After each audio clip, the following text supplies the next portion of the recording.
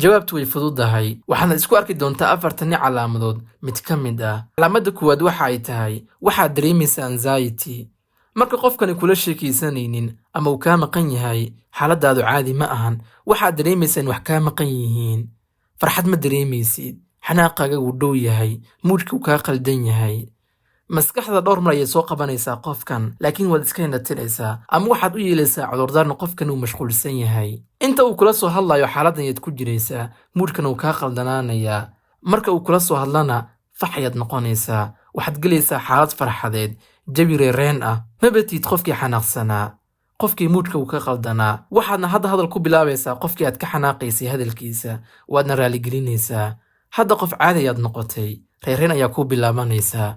calaamada labaad waxa ay tahay ma rabtid in qofkan cid ay ogaato. waxaad ka qarinaysaa saaxiibada, familkaaga iyo cid kasta oo kuu dhow. waxaad waqti ula qaadanaysaa si joogto ah, waadna xiisaynaysaa.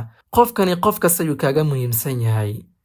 qofka agtiisa marka aad joogto waxaad dareemaysaa wax waliba inay ku dhammaystiran yihiin. cidna ma rabtid inay kaa jirto, inay kaa qashqashaado. waxaadna ka soo fogaanaysaa wax kasta oo dhalin karaa. xitaa mobaylka waxaad saaraysaa mood flight ama silent. way kaaga duwan tahay waqtigani wax kasta. muhiim buu qofkani kuu yahay. sidaad ku dareemayso agtiisa cidna kuma dareentid.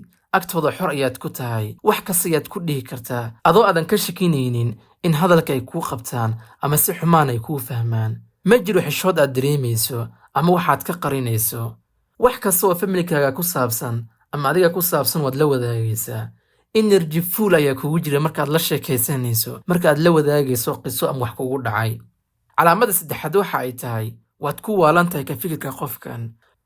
mustaqbalkooda ayaad ka fikiraysaa, cidda ku xiran ayaad ka fikiraysaa. waxaadna u malaynaysaa in adigaad ugu dhowday cid weliba.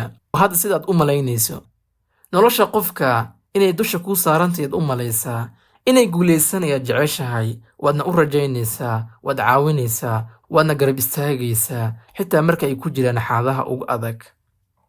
mustaqbalka dhisidda qofka ayaad qayb ka noqonaysaa.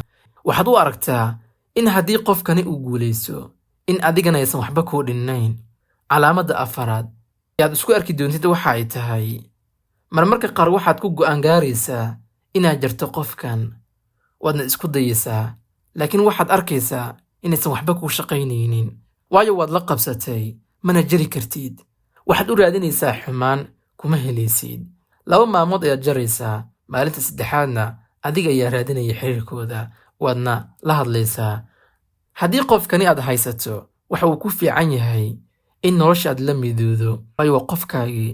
ma maqli jirtay waxaa jira qof sax kuga ah adiga. haddaba qofkan waa qofkaagii saxda ahaa, ha ka daba harin. laakiin waxaa qasab ah in qofkan uu adiga sidaa kuu yahay, sidaad adiga ku tahay. uusan qofkani kaa maarmi karin.